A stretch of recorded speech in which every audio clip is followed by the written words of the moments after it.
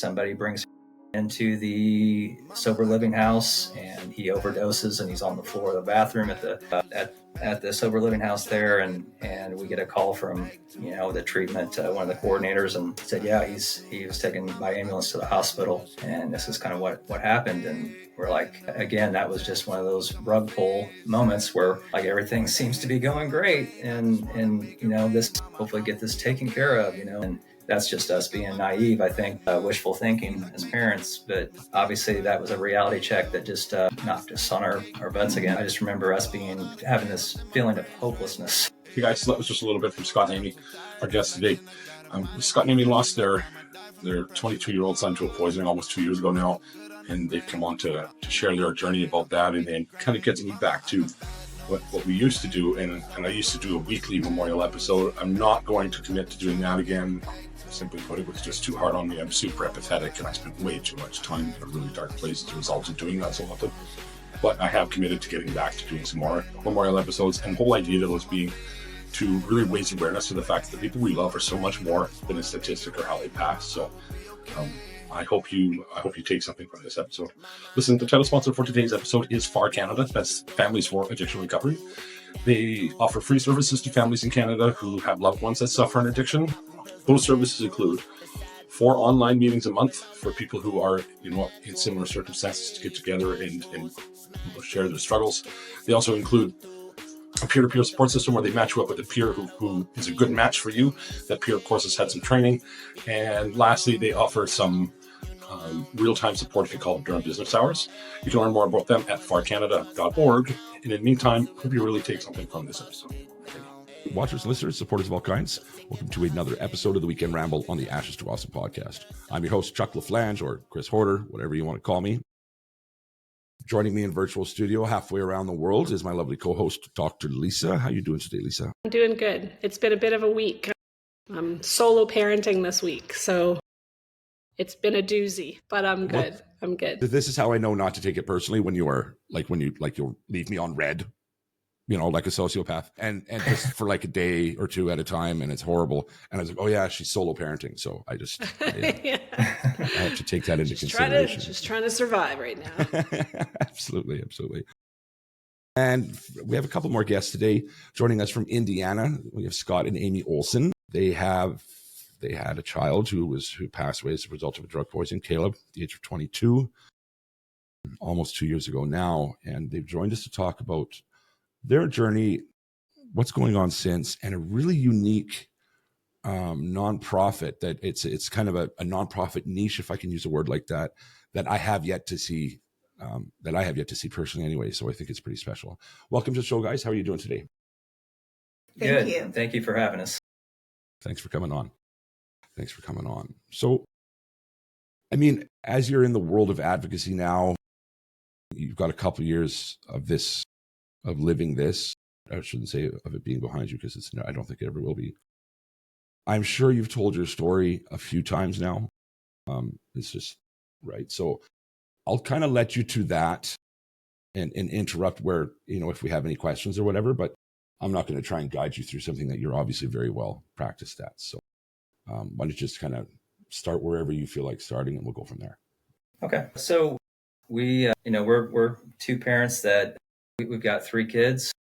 We have,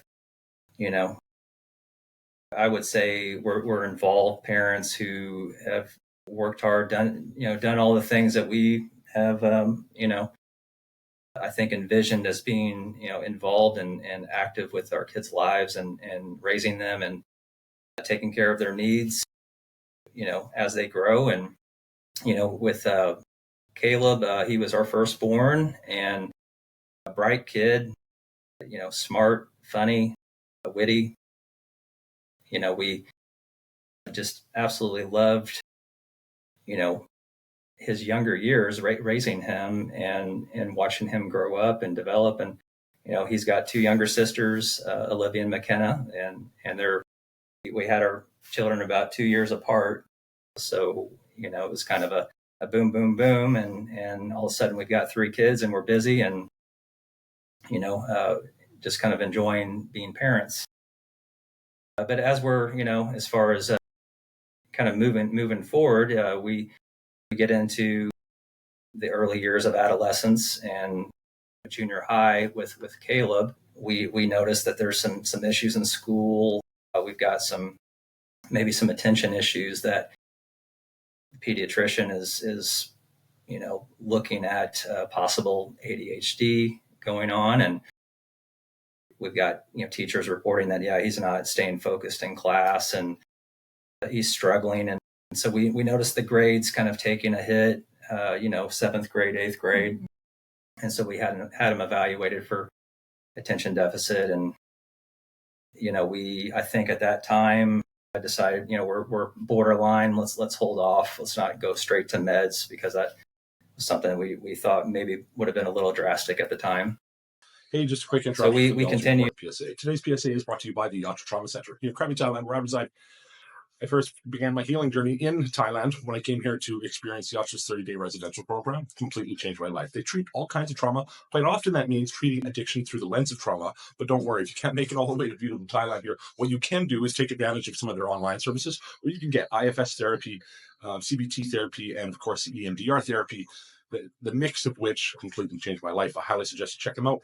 You can learn more about them if you visit our website. Go to a2apodcast.com/trauma, where you'll find a bunch of episodes that Mike Miller has started, the head clinician, as well as, of course, information for their website, contact information, all that stuff. And here's a PSA. Hey, what's up? This is Chad from the Valudation Show. I don't carry a bag around that doesn't have at least one of these or one of these in it. And I carry them because people are dying and dead addicts can't recover. So I don't care how you're finding recovery. I don't care what fellowship you belong to. I don't care if you're using harm reduction. Let's take death out of the equation. Let's stop people from dying. More love, less judge. Peace. Drastic at the time. So we continue to move forward. He's going into freshman year of high school, and we noticed that the struggles continue, and more feedback from the teachers saying that he was, had some attention issues, very distracted. And so we revisit that whole ADHD thing with a new pediatrician who is more strongly in favor of kind of starting him on ADHD medication. So we kind of looked at,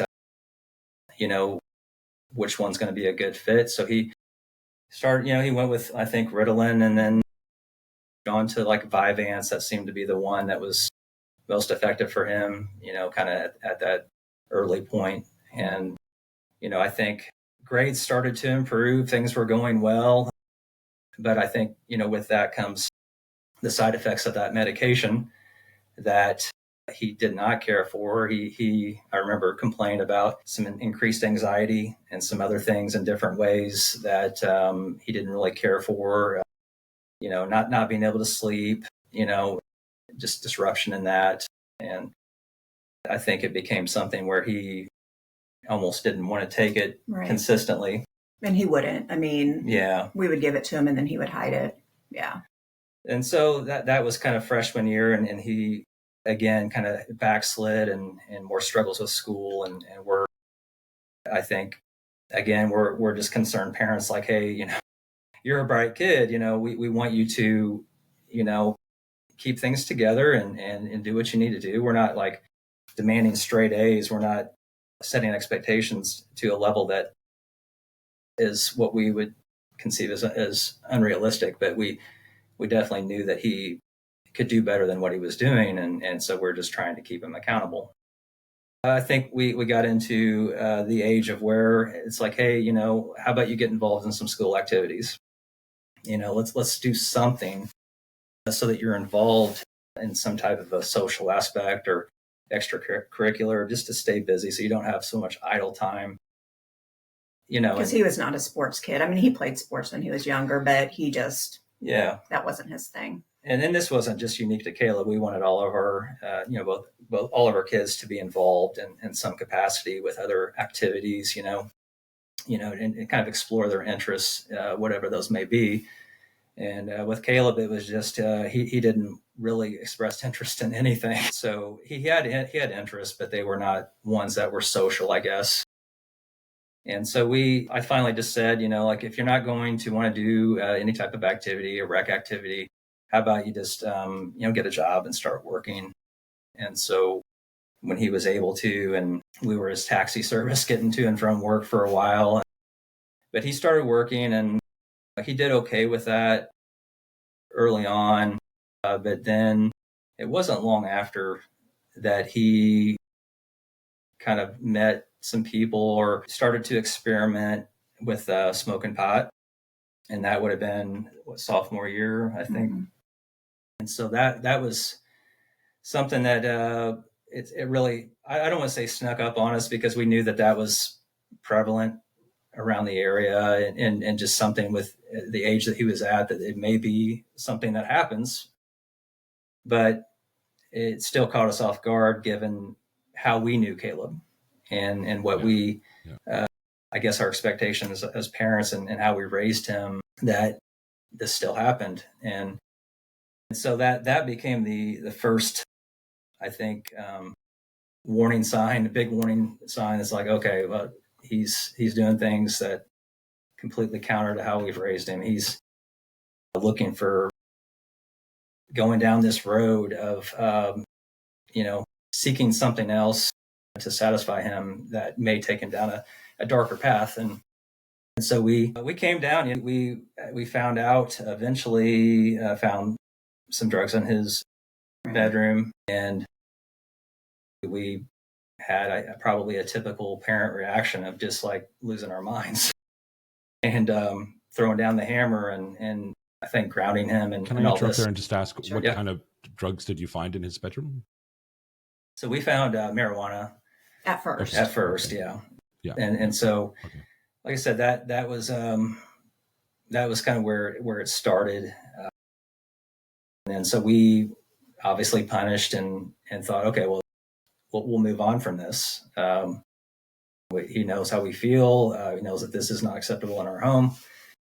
And so we kind of moved on. And then it wasn't long after we found more evidence of the same thing happening. It was more, hey, I'm going out with friends, and it was kind of a different friend group. And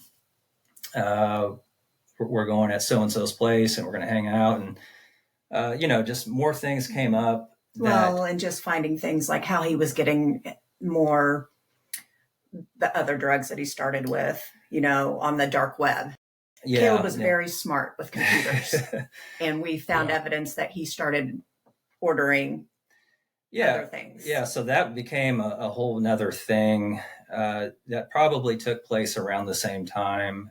I think he... 16 or 17.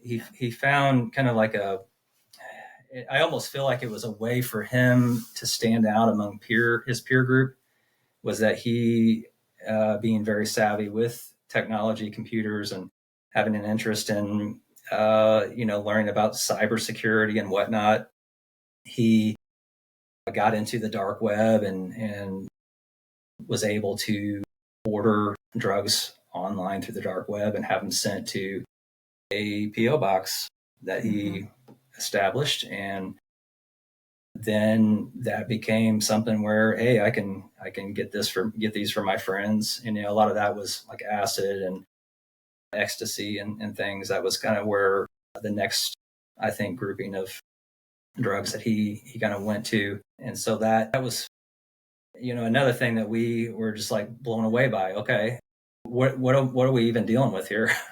Kidding. This is beyond anything that I knew about. And so I'm being a dad here. I'm like, okay, let's have this conversation. Let's find out as much as I can, whatever he will tell me. And it's like, and say, okay, how can we stop this? So it became, put a big, security on our router to block everything, take away his access points, to this. Again, we're treating like, all the ways to put up security barriers, but not really treating his motivation behind this. I think we're just looking at ways to prevent the actions rather than maybe understanding where this is all coming from. but those conversations, we had those. And I think, we just didn't get to the root of what that was. And maybe he didn't want us to know. It's such a complex thing to try and learn it in a forced, condensed timeline, all that you need to know, and then trying to pass on some of that information to somebody who's not receiving it. I don't think it's possible. Right. Like it's just, I just don't think that it is. I mean, it's just so much there. Go ahead, Lisa. Had you guys dealt with addiction in your lives before? Both of our fathers are alcoholics. Scott lost his dad to alcoholism. Yeah, I lost my father to alcoholism in 2005. So I kind of saw things from that perspective, and she did as well. And we never made it a secret to our kids that, you could have this gene. We talked about it at a very early age. And we always say, it skipped a generation because Scott and I have never had issues with substances, and it was passed on to Caleb. Of course, right. I mean, Lisa, you may disagree or agree with me. Alcohol and drugs, to me, essentially, from a clinical perspective, are the same thing, right? They affect your mind. You're filling all the same needs, right? But from a logistic, like, if you don't have experience in your own lives with drug addiction, I can only imagine how terrifying and, right? So yeah, there'd be so much you'd be trying to figure out at the time, and so, and how awful that must look to you. It's typically two types of parents, right? Those that have been around it, and went through all that when they were kids, and then so they're a little more. I mean, it doesn't go good, or I don't think it's worse or better either way, because there's all sorts of pros and cons to both. But it's not so terrifying to them. But for yourselves, I'm sorry you had to go through that, obviously. And I agree. And, we had a similar experience in my family where it was the same thing. We had grandparents who suffered with alcoholism, and then parents who did not. And then it hit our generation. But I do agree, biologically, whether it's sex, alcohol, cocaine, it's all affecting the brain in a similar fashion. But I think that, generationally, if we go back and look at grandparents who struggled with alcoholism, and then we look at a 20-year-old today who's wrapped up in the world of opiates or meth, or there are so many other layers to that life today that I don't think really existed when our grandparents were drinking. Not the least of which being just the fact that prohibition, that it's illegal. So many different, it's a totally different animal all of a sudden, right? And I can imagine you guys are, by all appearances, law-abiding, kind of, your typical good citizens, and then to all of a sudden to be thrown into that world, with fear and all that thrown in with it. We were. That's an overwhelming place to be. Just terrified, and I think with having a child, with, I guess, our peers and who were around and our family, it was something that we were ashamed, and wanted to kind of keep it a secret because it's such a messy thing to have. And there's so much judgment. I mean, we became very reclusive during those 4 to 5 years with Caleb, because if we went out and saw somebody we knew and they said, "Oh, how's Caleb doing?" That was my worst fear. I did not want to say how Caleb was doing. So it was very hard. That was, we had a small group that we could talk to, but yeah. And was that because you felt it was your fault, or because you felt that people would assume it was your fault, or where did that come from? Both. I mean, we felt like, and I still have periods where I go through and blame myself and just wonder, what if we had done this? What if we had done this? It's easy to do. It is. I've done the same. And I'm sure technically, that none of that is true, but to try and live that and not have those questions, I don't think you'd be human, right? Right. So, right. Right. Yeah. But it puts you on an island, just going through that, because it's not like or, I would say a good amount of people don't know that other parents might be struggling with the same issue because they're also keeping silent about it. So we're struggling in silence. And I think, like she was saying, becoming more reclusive, not wanting to engage socially in the ways that we were. Also, we're living in fear, trying to, keep our son or catch our son trying the next thing because we're on high alert.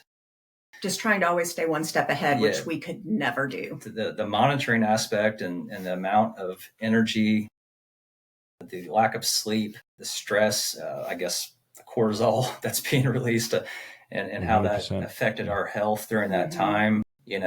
We had no idea until after he passed, where we I guess that went away to some degree, as far as like the anxiety and worry that we constantly had through the night, because we would wake up 2 to 3 times a night.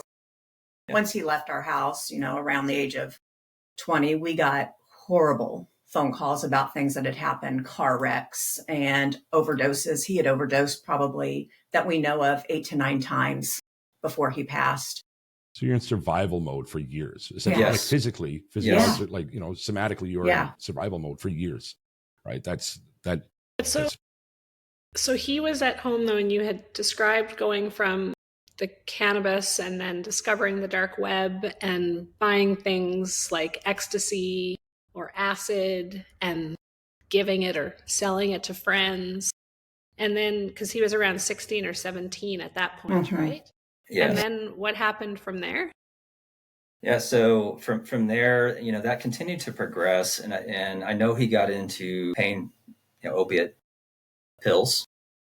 So that became a thing, and then Xanax as well. Kind of later on in high school, his senior year of high school, it was early on, probably October. They found drug paraphernalia in his locker or backpack.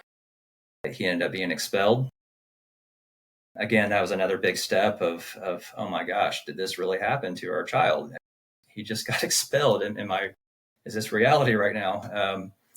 And so that was, we had meetings, and he ended up having to go to an alternative school for kids who've had issues.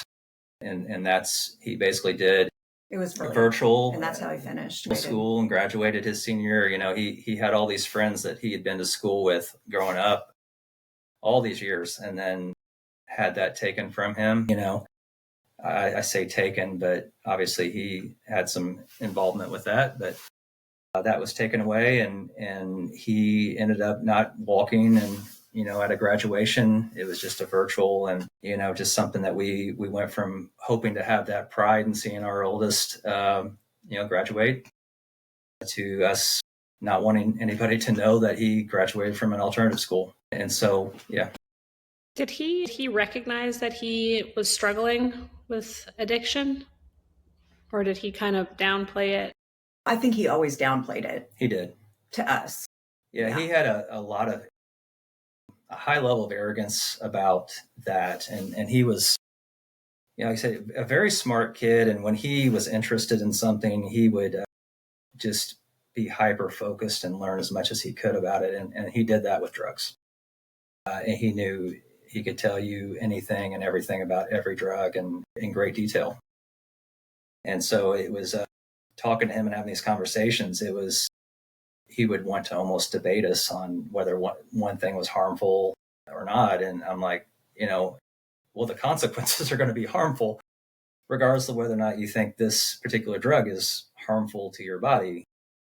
If, the consequences would be to your future. So, it's almost, in psychiatry, there's a defense. It's called intellectualization, which is kind of what that sounds like, you're sitting there worried about his life, and he's turning it into an intellectual debate about proving to you that he knows more about the drug than you do. He did that very, very much so. Yeah.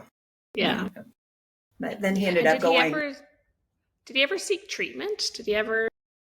So he ended up going to college, he still went to college, and that first semester got involved in a fraternity, and we saw that there was some drinking going on and other drug use.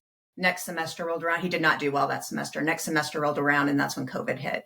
So he came home. He was 3 hours north of us, came home, and that was the beginning of what we saw, how bad it was, I guess.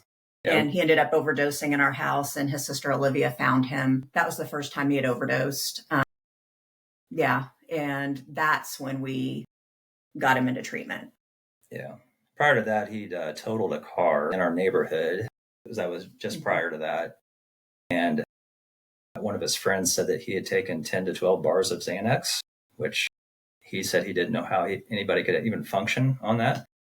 But he ended up hitting another parked vehicle and then pushing that into a brick mailbox. And then he fled the scene, probably should have been arrested, drug tested, but he was able to fake it well enough not to. So he dodged a bullet there, but still had a kind of a hit and run legal that he had to deal with later on. But like Amy said, after that overdose, it was just like, okay, that we need to use this as a moment here to push him to treatment, to go to rehab. And he was still not wanting to go. But fortunately, he had a friend, his best friend, that cared enough about him to call us or to reach out to us and say, I know he just had an overdose, but he's already looking to use again. He's already making plans. Like within 24 hours. Within 24 hours, despite... That's pretty typical behavior, right? Yeah. So he was I shouldn't say obviously, I'm assuming that he was using opioids regularly then at that point? At that point. Even with the benefit of hindsight, he was by then, right. He had opioid use disorder by that point. And, yes. Yeah. Okay. Yeah. So he was deep into it, more so than we even realized. At that point, we had tried to educate ourselves, but, with this being such a secretive thing and us not really knowing what all he is doing, that there's no way to know. And he was careful at covering things. We didn't realize obviously how bad or how deep it had set in for him. And so then he went to treatment, and we had to take him and drop him off outside because it was in the middle of COVID. Yeah. We could not visit. We had a couple phone calls with therapists during the time he was there, his 30 days. Yeah, there wasn't a lot of contact there. Yeah. And so, and he did well. I don't know how much his heart was in it, but I will say that he did everything he needed to. And we did visit with him right after he got out of inpatient. And it was like seeing our old son back. And he had a good outlook. He was in good spirits. Mm-hmm. And, it was at that point, they stepped down in treatment. He goes to a sober living house, on the same campus as the treatment center. And within 1 to 2 weeks, somebody brings heroin into the sober living house, and he overdoses, and he's on the floor of the bathroom at the sober living house there. And we get a call from, the treatment, one of the coordinators, and said, yeah, he was taken by ambulance to the hospital. And this is kind of what happened. And we're like, again, that was just one of those rug pull moments where everything seems to be going great. And this, maybe we'll hopefully get this taken care of, and he can move on. And that's just us being naive, I think, but wishful thinking as parents. But obviously that was a reality check that just knocked us on our butts again. And we're just, I just remember us having this feeling of hopelessness. At that point, we're like, I don't know if this is in the cards. I remember thinking, that was kind of early on still. I feel like, with every overdose, it was like we were grieving his death and he was still with us. And just towards the end, I was like, I really don't think he has it in him.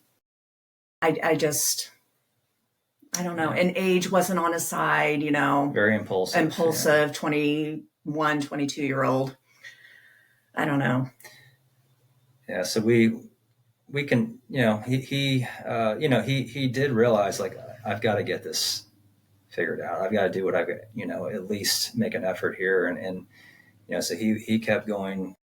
He went back to treatment, got through it again, ended up getting an apartment.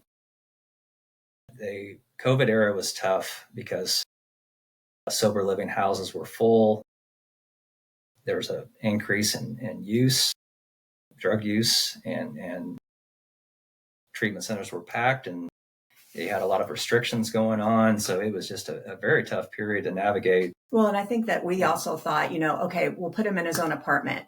He won't have people coming in to a sober living house with drugs. Yeah, maybe that protects him. He'll be by him. himself. No. I mean, Caleb could always find a person. Yeah. We are. No, we were very naive to think that. And, it was bad. I mean, he ended up going to treatment out in California. Yeah, they I don't know if you guys are ever heard of like a patient brokering in the rehab community at all, but it's an unfortunate thing. California happened a couple of times with Caleb. Practices, to say the least. Is it patient brokering? Yeah. So they offer incentives. They incentivize the rehab by basically through an outside party will pay you money to go into rehab. $2,000 to $3,000. They covered his airfare to get out there, and then in $2,000 to $3,000 if you complete the program. So it's kind of incentive based, but it's done through like an outside agent. I guess that however that's done is not getting flagged from a legal standpoint somehow. So they take the funding from the government to chip off a piece to incentivize a person to go. Yeah. Or the insurance money. The insurance money. Yeah. Yeah. Mm-hmm. Yeah. Right. Yeah. So it's a real, it's predatory and it's terrible. Mm-hmm. It is stuff there, right? Yeah. It is. Yeah. And he saw it. Okay, I have no money. This is a way for me to get money. Why shouldn't I do this? And so he went out to California, and in that point he was in bad shape, and Caleb had a kind of this mentality of you never go into rehab sober. And I don't know if that's a thing. I guess it is. But so every time he said, I'm going into rehab, it scared me to death because he flew out to LA and he ended up overdosing, I believe, on heroin. He overdosed the day before he left, got off the airplane, got a ride to the rehab facility. Supposed to go to the facility, and he had overdosed in the vehicle. In the vehicle, they had to pull over on the freeway and do CPR. And the driver, and then they took him to UCLA hospital. He did an overnight there, and then went directly into rehab from there. But it was just agonizing because we're getting sparse updates, and we get a message from a fellow friend that might know something coming through one of our daughters, through their social media. And it's just like we're getting pieces and we don't know what's going on. What did they revive him? Did they, what's his status? And it's this type of turmoil, the up and down roller coaster that just, like I said, the stress that we were feeling, the anxiety, the worry. And the challenge too, right, is that he's 20, 21, it's like he's treated like an adult then. Mm-hmm. And it's like, you can trace his substance use disorder, his addiction back to being an adolescent, which tells us that developmentally, his growth was stunted, from that age. And yet they're still going, well, according to his birth certificate, this is how old he is. Right. And so, it's like by law, people would say, well, you can't tell the parents anything. Right. Yeah, there was always that barrier of consent. And I mean, he would always sign he did, that we could communicate. He did typically do that, to his credit, but as far as decisions on him staying or going, and, we had no control. There were several times in different rehabs in Florida and other places that he would just leave, and we wouldn't know a few days where he was. Yeah, we filed a missing persons report in Florida. He went to treatment there, got through, had a big relapse, and this was an interesting one. This is an instance where I realized that we had zero control of anything that he was going to do in the future. Absolutely zero. Because I was on the phone with him. He was on the beach. He had just left. He was in like an IOP arrangement, and they had pled with him to stay and be a part of this and work at it. And he called me and said, "Dad, I'm leaving." And I'm like, "Please don't leave. Please do not leave." He said, "I've got to." I'm like, "Where are you going to go?"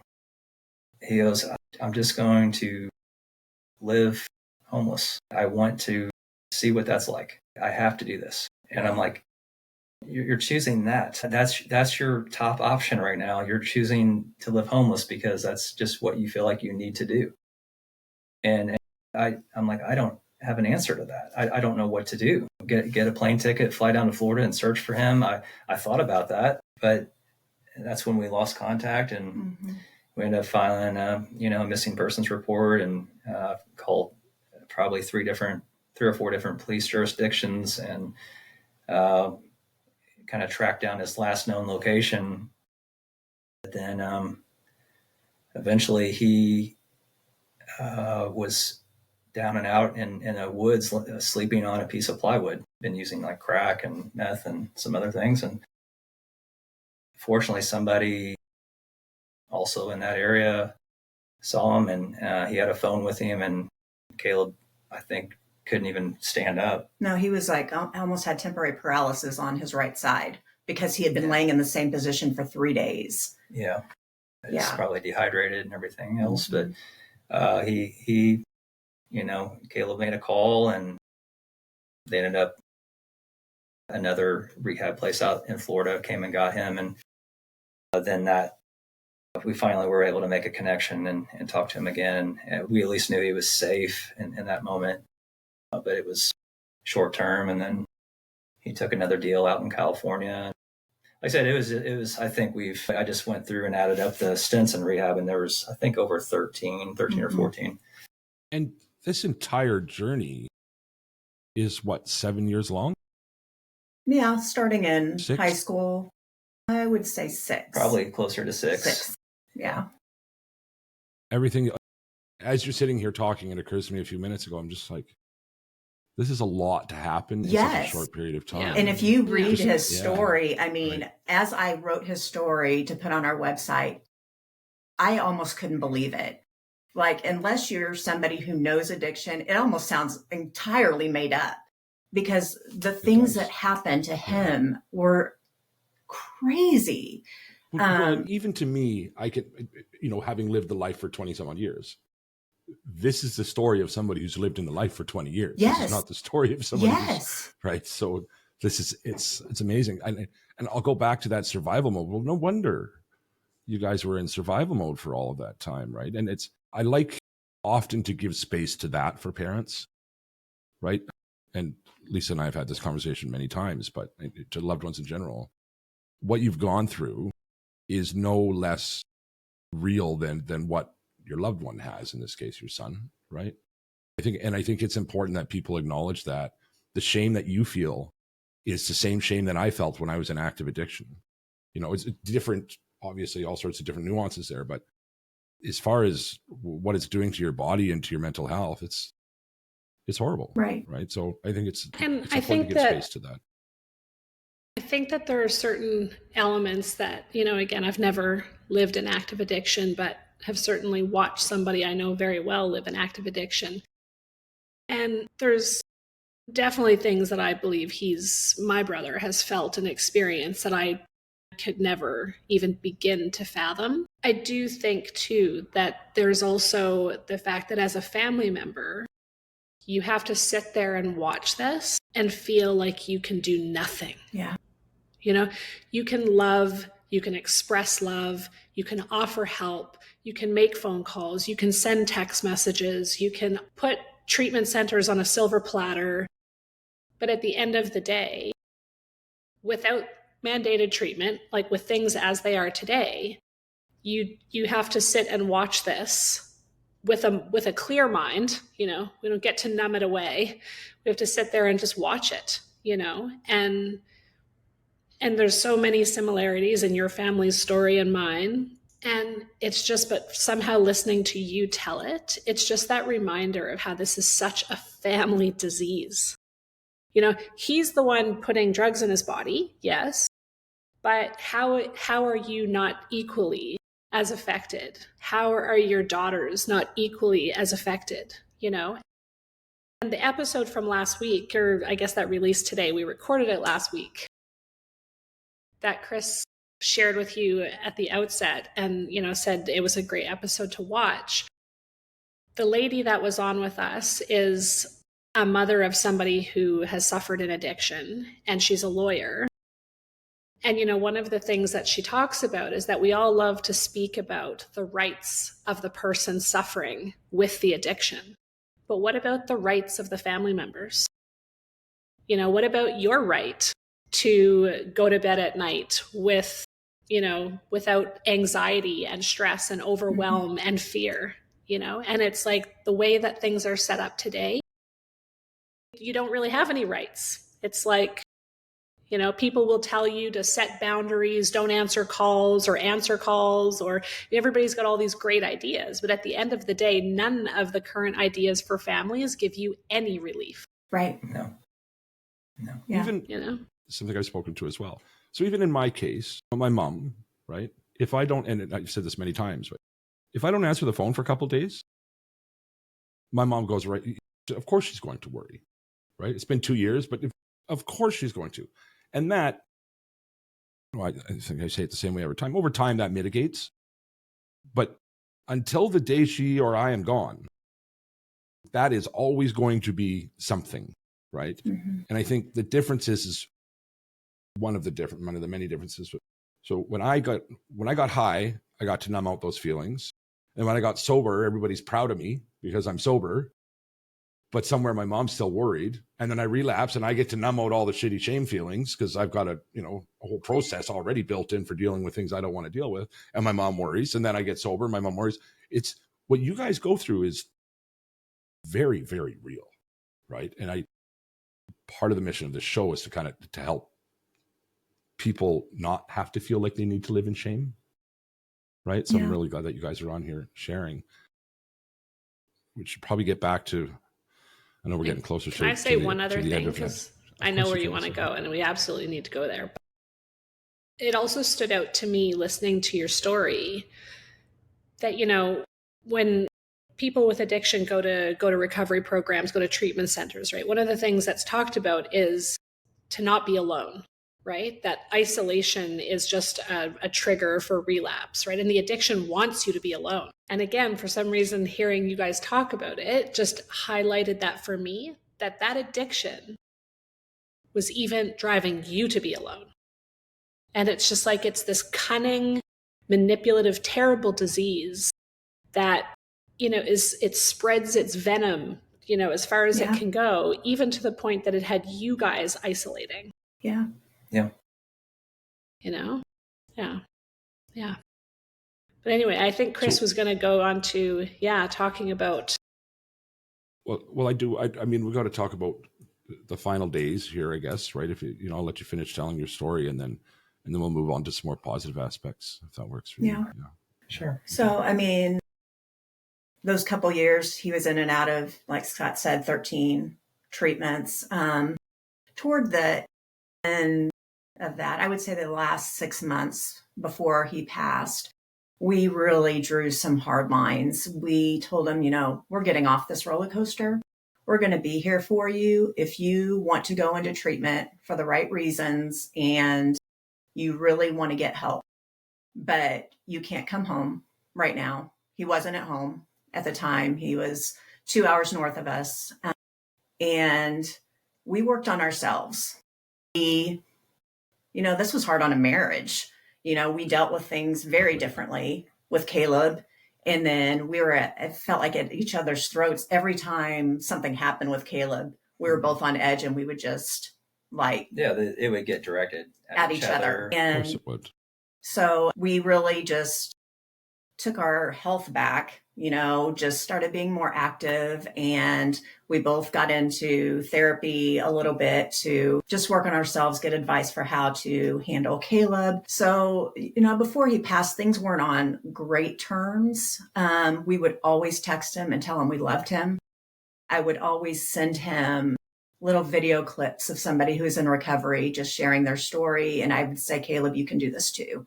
I'd send him like quotes or songs that made me think of him. But as far as us, talking on the phone, him coming home, we just couldn't do it. But I wanted him to know we still loved him and we were going to be here for him if he wanted to get help. Yeah. And as far as like the chronology, I guess, he did. So in April of 2022, he was arrested. Him and his girlfriend at the time got pulled over in a vehicle that was stopped, their vehicle that was stopped, and they found paraphernalia and both arrested, searched his hotel room, found more paraphernalia. And so he kind of felt the brunt of, I guess, the legal system too, in a particular county in Indiana that could be the harshest county as far as drug law enforcement. And so that was something that he was gonna have to deal with later on in the year once the court case was heard. So he got into that and then started getting into an easy money activity. Again, with his knowledge of technology, cybersecurity, and different things, he got into bank fraud and started exploring that, ways to scam banks and write fake checks and whatnot. And that's another thing that I hate saying this because I don't want to defame my son, because I love him and I have, I'm holding on to the good memories because I know who he was under the addiction. A beautiful kid, a smart kid. But this is the ugly truth about, where he was in life. He wanted something easy. He wanted easy money. He didn't want to have to be accountable to a job he had to show up to every day. So he was looking for ways to do that and using his intelligence in the wrong ways. So he made connections online with people that were doing this, and he started, scamming and whatnot. And pretty sure he scammed us out of some money with some identity theft. And this was all kind of going towards the latter part of summer of 2022. And that eventually led to him having another overdose. Not the scamming part, but he was still continuing the drug use and had another overdose. Ended up, his girlfriend, I think, Narcaned him twice. Came out of that and then ended up getting arrested at a pharmacy using a fake identity and got put in jail at that point, and ended up calling us to help bail him out. And so we did not bail him out. Like I said, we hadn't been talking to him due to the boundaries we had set and some of the things that we were made aware of that he was continuing to do. So we were at a point where, no, we're not going to bail you out. You probably have deserved whatever has happened. So it was later kind of agreed upon with us and him that, hey, we'll help you get out if you go straight to rehab after you are out of jail. And so we helped facilitate that. I went and picked him up, got him out of jail, and he was then drove him down to the rehab center, the very initial one that he had went to, in 2020. And so he was there for probably a week and had a disagreement with one of the staff members there and said, you got to go. Fortunately for him, they agreed to just do a transfer and sent him up to Indianapolis at a recovery center there. And he ended up doing very well at that recovery center. And this would have been in October of 2022. We had conversations with him, obviously hadn't talked to him for a while. So we were kind of just, I guess, catching up a little bit, and he was in a good state of mind. And it's like we started talking to him, and it felt like old times a little bit, because we'd had some distance up until that point. And so it was like, this is nice. We're talking to our son, and he's sounds good, and that was actually one of those conversations we had. We're on, took a little vacation for our 25th anniversary, and reception was bad at that place, but he was able to leave a voicemail and told us he loved us. And we have never had a voicemail from him. Never had a voicemail, and we have that. So we have that to hold on to, which we treasure now, having that, just hearing his voice and in that way. But yeah, so he got out of treatment, went to another sober living, and was kicked out of that in a week. The house, I didn't have a good feeling about it. That particular house, there were some people in there, I think, that were probably using when he got there, and he, like I said, it was about a week, and he was told to leave, and so he went to a homeless shelter after that. And this would have been probably November 2022. And then he, was in a homeless shelter for a little while, and again, spending his days, he would just go to a McDonald's and get on his laptop and do, not sure what, but probably more of the fraud thing, and then went up to back up to Indy to live with a friend of his from high school, stayed with him at his place. And at this point we had distanced ourselves again, just because he wouldn't tell us why he got kicked out of sober living. We're like, okay, we're backing off again. We knew, and we knew 100% what had happened, but he wouldn't just be honest with us. And I know he was ashamed, and I know he felt a lot of shame, and probably was disappointed in himself more than we were of him, obviously. And, he respected the boundaries that we had. And I think he just wanted to just not, get into what he was struggling with, try to figure it out on his own. But at this point he was actually on probation. So there was a little bit of accountability he had to make, once a month drug tests and some other things. But, he had the pressure and stress of needing living expenses. He still had a vehicle, somehow was able to not have to have that repoed or whatever, but he felt the pressure of needing to work. And I said, Caleb, you've got to find a job and just start working, show up and work, and it'll give you something to do with your time and this and that. And he just wouldn't, he would kind of make the early effort and then just not follow through. And he just, for whatever reason, couldn't do that. I said, you need to show me your work, or you're not going to be able to come home for the holidays. We had Thanksgiving coming up, and obviously Christmas, and, he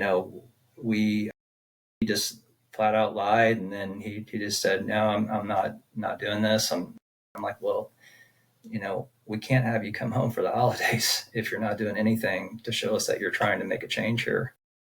And so that was incredibly hard. We just wanted to see our son. We wanted to have our family together, and couldn't.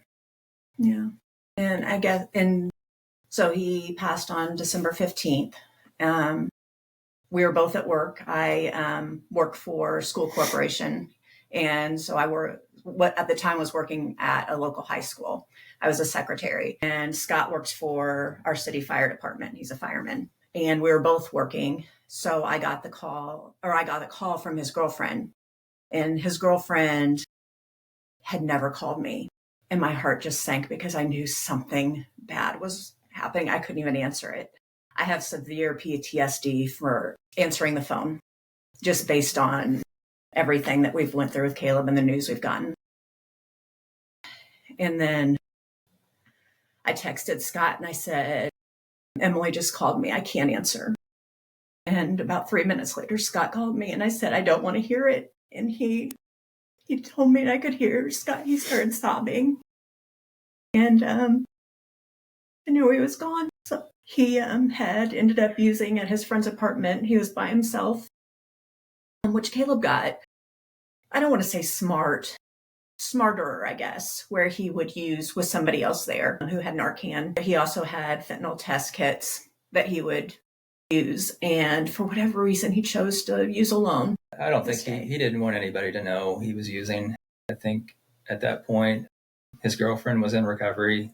She was doing well. His friend and roommates had a very, very strict policy with him about using. They didn't want that in the apartment. And so he didn't have anybody there to use with. So I think he took a chance, and what he took was pure fentanyl. Yeah, it was way in excess of a fatal amount, so they found him the next morning. I'm so sorry.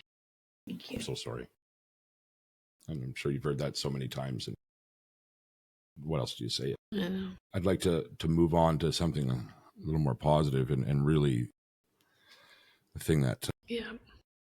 I just have to say that I think what's so devastating to me is we were chatting before we started recording, right, about how people love to argue about addiction and how to help and what not to do and what to do. But while people are sitting around arguing, people are dying, and obviously, I don't wish for anybody to suffer with substance use disorder. I don't wish for anybody with addiction to die of their addiction. And I don't wish for any family to go through the loss you've been through. But there's this part of me that's like, if every politician could feel this firsthand, how differently would they do things? Yeah. And it's just, you just go, how many people need to die and how long does this need to go on before we do better? Yeah. You know? 130-some thousand people last year in the United States, right? Insane. That's 130-some thousand families. Yeah. Right. Yeah. Yeah. There's nothing else killing people at this rate that's getting so little attention. Plague or war in the history of mankind, plague or war are the only things that have done this, right? I mean, I feel like it's wiping out a generation. Yeah, it is. And if anything else was killing people at this rate, I think there would be a lot more unity in the fact that it needs to be stopped. Right. I agree. I think there's a stigma there, and I think they put a value, unfortunately, on those who are struggling and rate them low on the priority list. Yeah, right. For perspective, somebody once told me a 747 falls out of the sky every single day in the United States. That's how many people. Yeah. Right. So if what happens when one plane, right? They'll recall entire fleets over something that might cause this kind of repeated loss, right? Yeah. Right. Yeah. But so I'm interested though to hear about this initiative that you guys created in Caleb's honor. Yeah, I really want to talk about that because, like I said, it's a niche that I have yet to see be filled. So it's I'm excited for that, for you guys to share about that. And sure. Yeah. Move on to something more positive. Okay. So during Caleb's multiple stints in treatment, and then that transition going from inpatient, where inpatient's got, your structured schedule and your days are kind of filled with, meetings and therapy appointments and eating times and rec activities and everything. And, it's very controlled and, it just insulated almost is a good way to put it. I think that step down from that environment going into sober living and maybe intensive outpatient, the IOP program, where it's like you're going from this controlled environment to, okay, now you have a great deal more independence, and you need to get moving, get back on your feet, and get a job and start being an adult, And so I think it's almost like, to me, I see that as a huge, probably a shock to the system of here I had all my needs met. I didn't have a stress of this and that. And now all of a sudden, I feel the stress of the world again. I need to figure things out. And I mean, what is for somebody who's in addiction or, recently in recovery, some of those triggers could be that stress of life. I mean, that from everything I know, that is a huge trigger. So so many relapses happen once that stress of life hits, and we're thinking, okay, well, how can we do something to maybe make a difference in a part of that transition and that stress and feeling that stress? So what we're looking to do is basically raise money through our charity to provide scholarship awards to go towards sober living housing.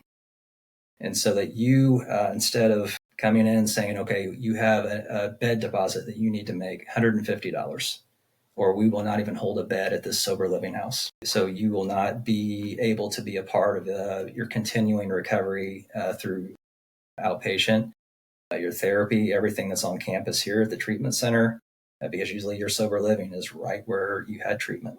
It's all kind of collaborative. If you can't secure a bed, you don't have the money to secure the bed, then you're out of luck. So, okay, say you save up and you can pay that bed deposit, or, you've been able to get that first week or whatever they require. Then it's like, okay, I have the pressure to find a job. I need to start making income and be able to pay my rent and any extra food that I need, all those things. So what we're looking to do is provide those scholarships that can help them out, help them get on their feet. And that would be bed deposit in your first week of sober living expenses, up to 3 weeks of sober living expenses. So we're going to set it up as tiers based on the sober living house and what the requirements are, and 2, based on the individual and how maybe their needs are, what might best help them, because we have X amount of dollars raised, and we want to be able to help as many as we can in the best possible way that we can. And so some of the way that we're going to navigate this is kind of working with treatment centers, case managers, to provide us with candidates to make them aware of what we offer as they're getting close to being released. And that would they would be able to sign a consent form to be able to have communications with us, fill out an application. We can have a conversation and kind of gauge where they're at, and then be able to provide an award if they're a good candidate. And like I said, we want people that are in a good place as far as, I'm ready to do this. I want to keep at it. I want to keep supporting my recovery, and showing us that they are putting in the effort to want the scholarship, and then that way we can then reward that and help them, give them some time to find that job and get on their feet, go to the meetings. Yeah. And so That's amazing. Insurance does not, they cut off as far as once they step down and go into sober living, the insurance no longer provides any type of payment towards that. So it's on them to, pay that bill. And, your first month could be around $500-$600. And that's a lot, for someone who may not have anything. And especially because sometimes people go into residential programs, and they've been living on the streets. They've been homeless. Some of them don't even have identification anymore, right. So it's like when they're in the residential program, I know of some where they've got social work support to sort of facilitate trying to help you get some of those things in place. But sometimes it's not the goal of the residential program. And so it's like they're coming out of residential treatment and they've got, 30, 60, whatever days sober, but they still have no ID. And suddenly they have bills to pay. And it's like, well, I don't have a job. I don't have ID, so I can't get a job. And sadly, there's the trigger that comes with the stress of all of that. But also for a lot of people who've been doing things, they go, well, I know a quick way to get some money. And I do think sometimes people try to tell themselves that they'll go back to that just for the finances so that they can continue to make healthy decisions for themselves. But the reality is, I think that often lands you right back in that world. 100%, right? Yeah, I did that. Literally every time I relapsed after mom picked me up there, the first time was me doing that. Yeah. Right? Yeah. And I was just looking at, so you guys do have a website? Yes. We do. And so I guess if people are interested, they can go there too to read more about it, right? Yeah, absolutely. It's cbohinc.org. And that'll be on our website as well for anybody that's listening. Yeah. To make that a little bit easier, how can people donate? I know last time you and I were speaking that. Right. Yeah, there are links on our website that they can donate from there.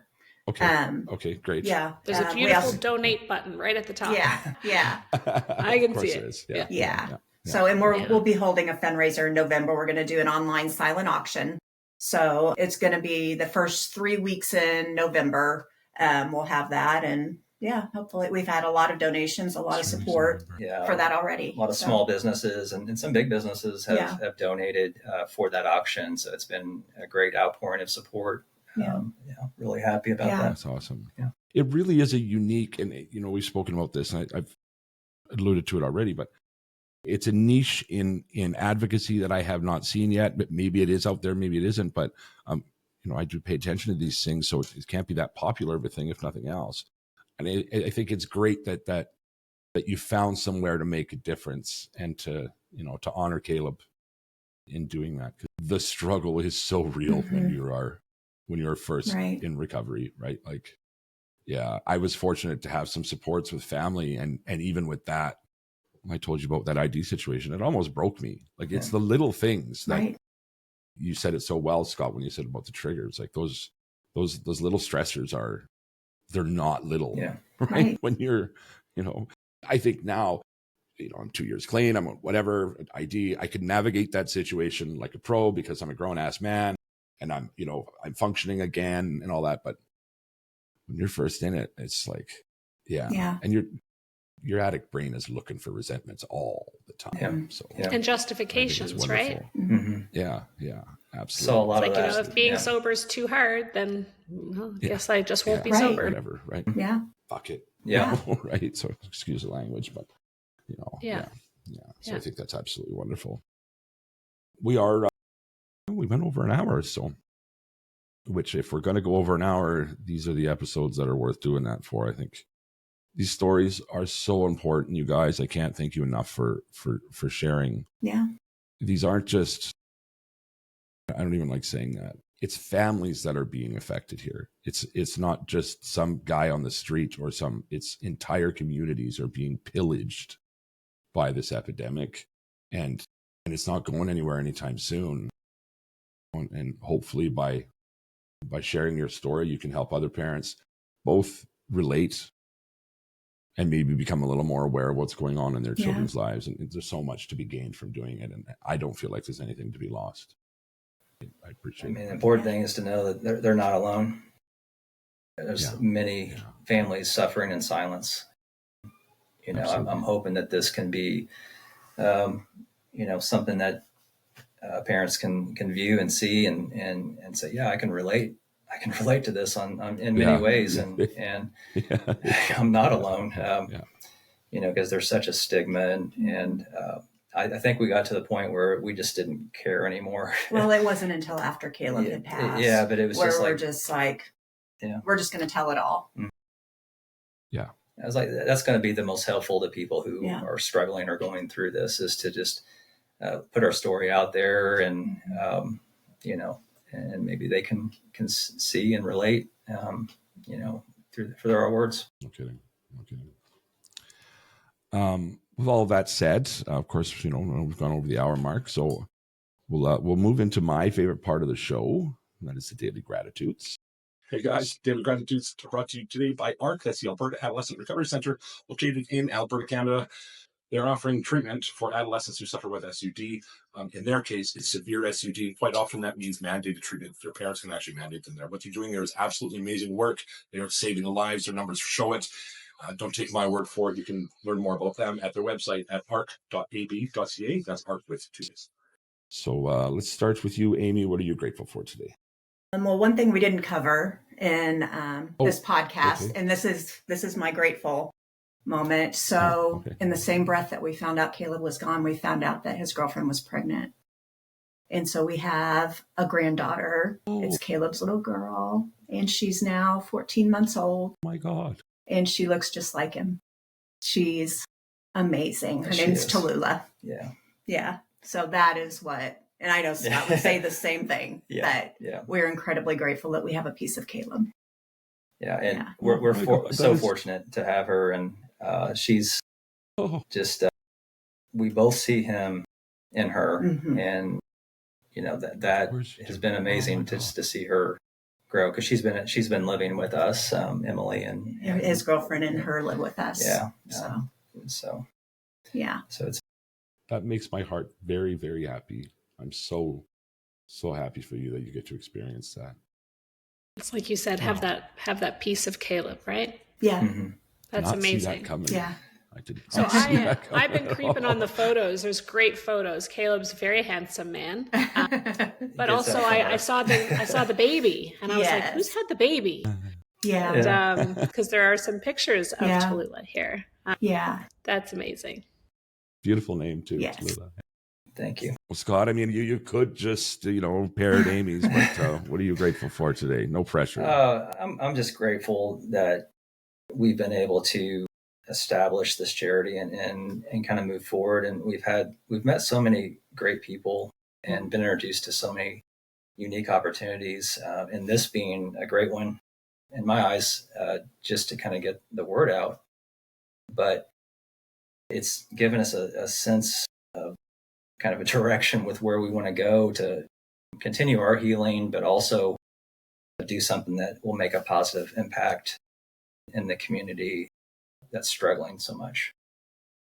And so I'm just thankful for that. Often the two are together, right? The healing and the helping. So I know for myself, that's definitely the case, right? Excellent.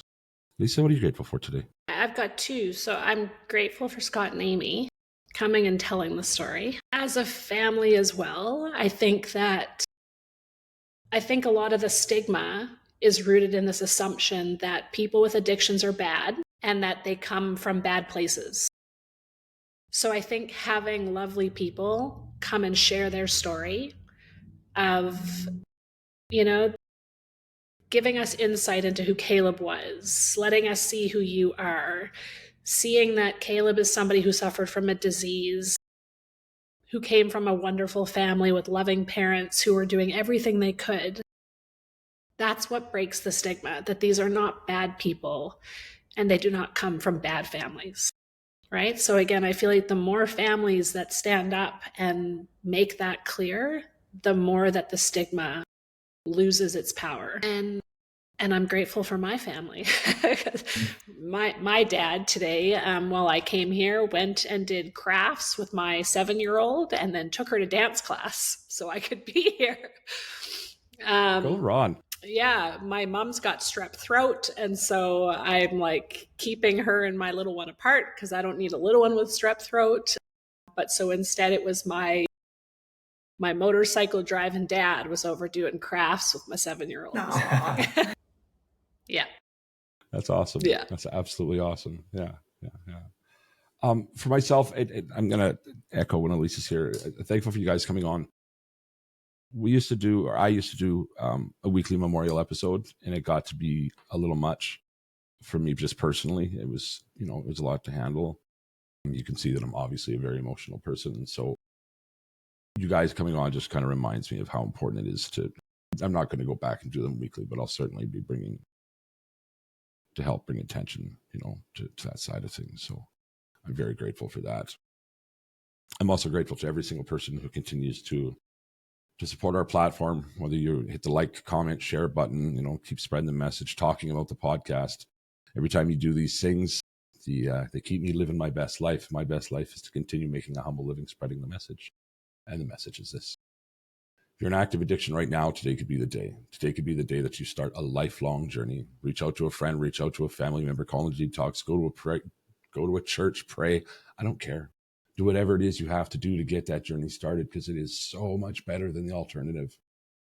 And if you have a loved one who's suffering an addiction right now, just take the time to listen to this story. If you could just take one more minute out of your day and text that person, let them know they are loved. Use the words, You are loved. That little glimmer of hope just might be the thing that brings them back.